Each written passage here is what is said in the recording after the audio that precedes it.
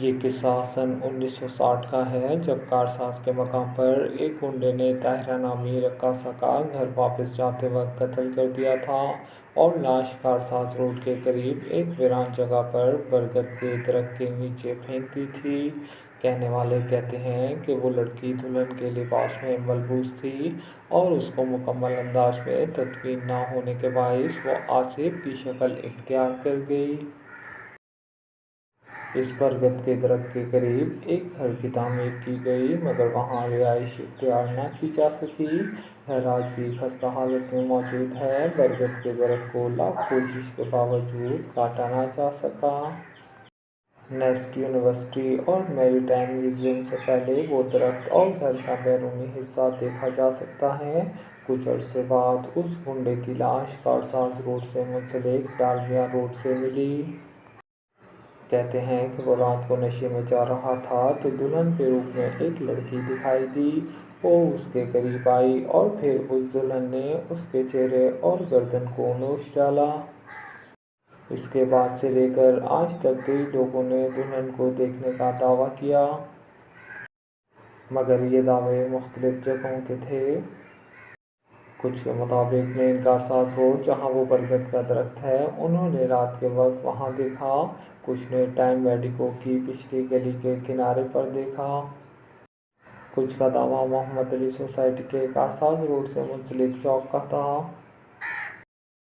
کچھ نے ڈالمیا روڈ پر دیکھا، کچھ نے پی این ایس راحت ہسپتال جو کارساز روڈ پر ہے اس کی پچھلی بالکونی سے کارساز روڈ سگنل پر دیکھا۔ کچھ کا دعویٰ کارساز کے اندر سروس روڈ سے منسلک مزار کے پاس کا تھا۔ کچھ کو نیشنل اسٹیڈیم کے سگنل پر دکھائی دی اور کچھ کو شارع فیصل سے کارساز روڈ پر مڑتے ہی دکھائی دی۔ ہم بھی بچپن سے اس کے بارے میں سنتے آئے ہیں۔ ہمارا گھر کارساز کے قریب ہی ہے، تو اس قصے سے دلچسپی اور زیادہ رہی ہے۔ ہم کافی عرصے سے اس کہانی کے پیچھے لگے تھے۔ آخر کار کارساز روڈ پر کام کرنے والے ایک مالی کا سراغ ملا، جن کے والد کے دور کا یہ واقعہ تھا۔ وہ بابا جی پہلے تو ہماری بات پر ہنستے رہے، پھر بولے، بتاؤ کیا جانتے ہو؟ جب ہم نے یہ والی کہانی سنائی تو ہمیں گھورنے لگے۔ پھر پوچھا کہاں رہتے ہو؟ ہم نے بتایا ہم یہیں پر رہتے ہیں۔ تو کہنے لگے سب تو پتہ ہے، اور کیا جاننا چاہتے ہو؟ ہم نے کہا پوری کہانی اور اس کے پیچھے کی سچائی۔ تو کہنے لگے ٹھیک ہے، مگر بوتل پلاؤ گے تو بتاؤں گا۔ اب وہ والی بوتل سمجھے۔ ہم نے کہا اس وقت کہاں سے ملے گی؟ تو کہنے لگے ارے سامنے میڈیکل اسٹور پر فریج میں پڑا ہے نا، وہاں سے منگوا لے، پیلی والی منگوا لیو۔ ہم نے دوست کو اشارہ کیا کہ آرام سے آنا اور پھر بابا جی کی طرف متوجہ ہوئے۔ بابا جی بولے ہاں یہ کہانی کچھ ایسے ہی ہے۔ وہ کوئی جوان لڑکی تھی۔ اس دور میں تو ناچنے والوں کے بھی بڑے ٹھاٹ ہوا کرتے تھے، مگر اچھے برے تو ہر جگہ ہوتے ہیں۔ بس اس کے ساتھ بہت برا ہوا، مگر وہ سب سے اس برائی کا بدلہ نہیں لیتی۔ اس بات پر ہم چونک گئے۔ ارے بھائی وہ رقاصہ تھی، جہاں ساز گانا بجے گا وہاں وہ جائے گی، تو پوچھ لینا جن جن لوگوں کے وہ پاس آئی اس کے پاس گانا ضرور بج رہا ہوگا، مگر اس نے کبھی کسی کو نقصان نہیں پہنچایا۔ پھر ہم سے پوچھا آصف کو مانتے ہو؟ ہم نے کہا ہاں، جنات اور دیگر مخلوقات کا تو قرآن کریم میں ذکر ہے۔ پھر پوچھا روحوں پر بھی یقین ہے نا؟ ہم نے کہا جی یقین ہے۔ تو کہنے لگے بس نیک روح اور بد روح دونوں اس نظام کا حصہ ہیں۔ فرق اتنا ہے کہ نیک روحیں مرنے کے بعد سکون میں رہتی ہیں اور بد کو سکون نہیں ملتا۔ ہم نے کہا تو کیا یہ بد روح بھٹک رہی ہے؟ تو گھورنے لگے۔ اس پر ہم نے فوراً بات بدلی، لوگوں کو وہ الگ الگ جگہ پر دکھائی دیتی ہے، اصل جگہ کون سی ہے؟ تو کہنے لگے ساری جگہیں ٹھیک ہیں، جس طرح کسی کا ایریا ہوتا ہے نا، ایسے ہی ان کا بھی ایریا ہوتا ہے۔ تم سمجھ رہے ہو نا میں کیا کہہ رہا ہوں؟ لوگ گاڑیوں میں آدھی رات کو اونچی آواز میں گانے بجاتے ہوئے یہاں سے گزرتے ہیں۔ اگر اس بیچاری نے تھوڑا سا ڈرا دیا تو کیا ہوا؟ بس ڈرا ہی تو رہی ہے، کچھ کہہ تھوڑی رہی ہے۔ ہم نے کہا ہمیں وہ گھر اور برگد کا درخت دیکھنا ہے۔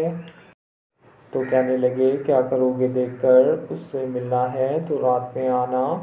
ہم نے کہا نہیں، بس ایسے ہی دیکھنا ہے، ملنا نہیں ہے۔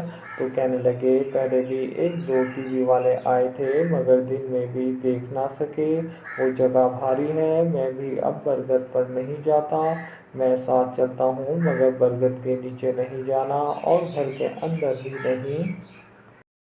ہم نے کہا ٹھیک ہے، پھر وہ ہمیں قریب لے گئے، ہم نے موبائل نکالا کہ تصویر لے لیں مگر انہوں نے ہاتھ آگے کر کے منع کر دیا اور ہم نے خاموشی سے موبائل جیب میں رکھا اور آیت الکرسی پڑھنے لگے۔ باہر آ کر بولے کس سے پوچھ کر تصویر لے رہے تھے؟ ہم بولے ایسے ہی۔ تو کہنے لگے اللہ نے ہر چیز کی اپنی اپنی حدود رکھی ہیں، تم اپنی حد میں رہو، وہ اپنی حد میں رہے گی۔ ہم نے انہیں موجودہ تصویر دکھائی جس میں ایک سرخ چھوی ظاہر ہو رہی تھی، تو کہنے لگے چیز تو ہے مگر تصویر میں نہیں آئے گی، آئے گی تو ایسے ہی آئے گی۔ پھر کہنے لگے تم ان سب باتوں کا کیا کرو گے؟ ہم نے کہا لکھیں گے۔